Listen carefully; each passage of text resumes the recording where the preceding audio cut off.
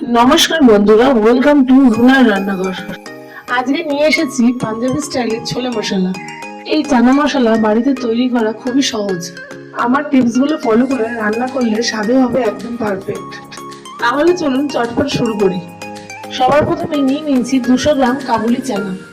এটিকে ধুয়ে সারা রাতের জন্য ভিজিয়ে রেখেছিলাম। মোটামুটি 7-8 ঘন্টার জন্য এটিকে ভিজিয়ে রাখতে হবে। তারপর এই ছোলাটিকে আমি সেদ্ধ করে নেব। সেদ্ধ করার জন্য প্রেসার কুকার নিয়ে নিলাম, এর মধ্যে কাবুলি চানাটা নিয়ে নেব। তারপর নিয়ে নিলাম 1/2 চামচ নুন ও 1 চিমটে বেকিং পাউডার। চানাটি ভালো কালার আসার জন্য আমি ব্যবহার করেছি একটি টি পাউচ। এরপর প্রেসার কুকারের ঢাকনা আটকে 4-5টা সিটি দিয়ে আমি ফিরে আসছি। এরপর আমি প্রেসার কুকারটি খুললাম। বন্ধুরা দেখো, আমার চানাটা কি সুন্দর সেদ্ধ হয়ে গেছে। এরপর চায়ের যে টি পাউচটি ব্যবহার করেছিলাম সেটিকে তুলে নিলাম। দেখো আমার চানার কালারটি কি সুন্দর হয়েছে। এবার একটা কড়াই নিয়ে নেব, যার মধ্যে 3 টেবিল চামচ সরষের তেল ঢেলে দেবো। তেল গরম হলে দিয়ে দেবো তেজপাতা, গোটা গরম মশলা। ফোড়নগুলো থেকে গন্ধ ছাড়লে দিয়ে দেবো থেতো করা 5-6 কোয়া রসুন। রসুন ভাজা হয়ে গেলে দিয়ে দেবো আগে থেকে স্লাইস করে কেটে রাখা 2টি পেঁয়াজ। একটু নাড়িয়ে চাড়িয়ে দেখো বন্ধুরা, আমার পেঁয়াজটি লাল হয়ে ভাজা হয়ে এসেছে। এবার মিক্সিতে পিষে রাখা আদা, লঙ্কা ও টমেটোর পেস্ট ব্যবহার করলাম।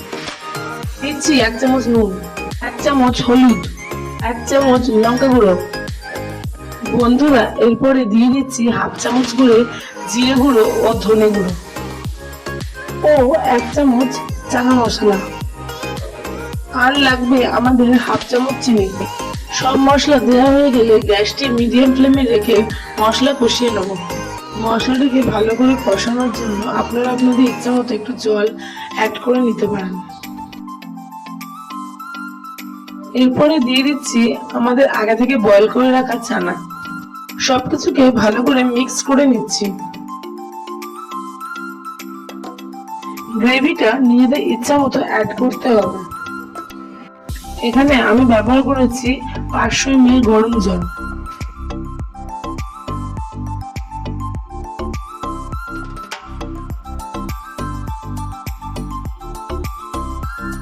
এরপর গ্যাসের ফ্লেমটিকে বাড়িয়ে ভালো করে মিক্স করে নিতে হবে।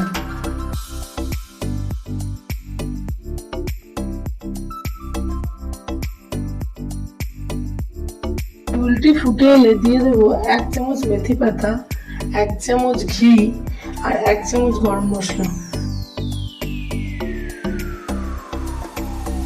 এরপর গ্যাসটিকে লো ফ্লেমে রেখে 3 থেকে 5 মিনিটের জন্য ঝোলটিকে ভালো করে ফুটতে দিতে হবে। তো বন্ধুরা, আমাদের আজকের রেসিপি পাঞ্জাবি স্টাইলের ছোলে মশলা তৈরি। এবার একটি পাত্রের মধ্যে আমার তৈরি পাঞ্জাবি স্টাইলের ছোলে মশলাটি সার্ভ করে দিলাম। তো বন্ধুরা, আমার আজকের এই রেসিপি যদি আপনাদের ভালো লেগে থাকে তাহলে আমাকে কমেন্ট বক্সে অবশ্যই লিখে জানাবেন ও বাড়িতে একবার ট্রাই করবেন এবং আমার এই চ্যানেলটি অবশ্যই সাবস্ক্রাইব করে দেবেন। আশা করি ভালো থাকবেন ও সুস্থ থাকবেন। নমস্কার।